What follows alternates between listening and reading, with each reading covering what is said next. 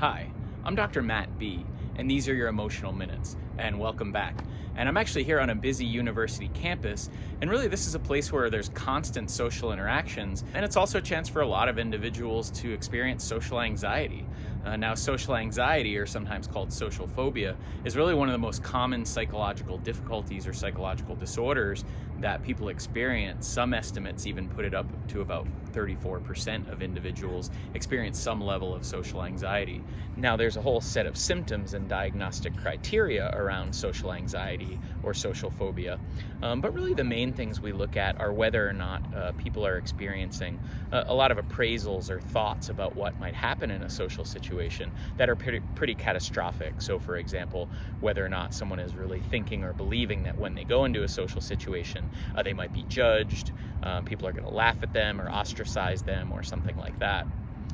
The other thing that we really see a lot in social anxiety is avoidance, or a real tendency to avoid situations where somebody believes that they might experience some of those things, like being judged socially, or being ostracized or left out or laughed at, or things like that. Now, what can happen is people will often avoid situations, and that never gives them really a chance to sort of convince themselves otherwise that one of those bad things are going to happen. So avoidance actually kind of maintains social anxiety and really keeps it going, or keeps it around.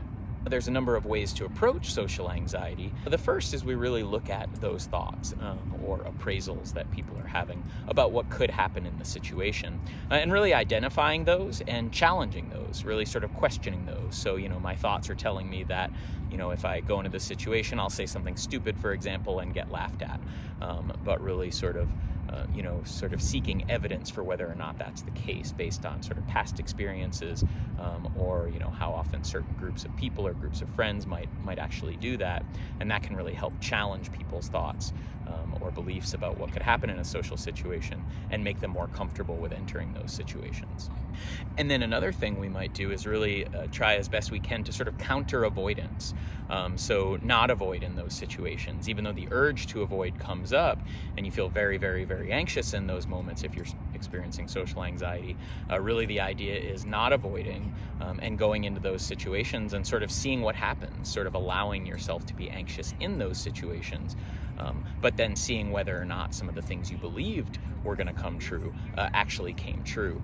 And what that does is that sort of retrains the brain to sort of know that, or understand that, or get evidence against the ideas that you're having in your head, and understand that they're actually not inherently threatening in a social sense. One of the things that is kind of interesting too about approaching and not avoiding, so that exercise of not avoiding social situations in which you might feel anxious, is sometimes people actually will do the worst thing that they think could happen on purpose, or get themselves into situations that feel very socially difficult on purpose. So, for example, maybe it's buying a cup of coffee with pennies. But another example is walking around city streets with a really, really silly hat on, just to see what happens, which you might be feeling right now listening to that, some sort of social anxiety there, or feeling some level of anxiety that's sort of invoked in you. But actually what that exercise is meant to do is to sort of do the thing you think is the worst that might happen, and then see what actually happens in the end, and whether or not it was so bad. These methods,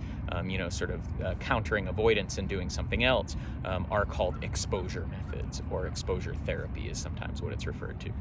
All right, so it looks like the sun is going down over that building right now, and the lighting is getting a little tougher to work with for a video, so I'm going to scram. But hopefully that was helpful today in talking about social anxiety or social phobia, and sort of what we look at when we look at whether people are experiencing that or not, and then sort of ways to approach social anxiety.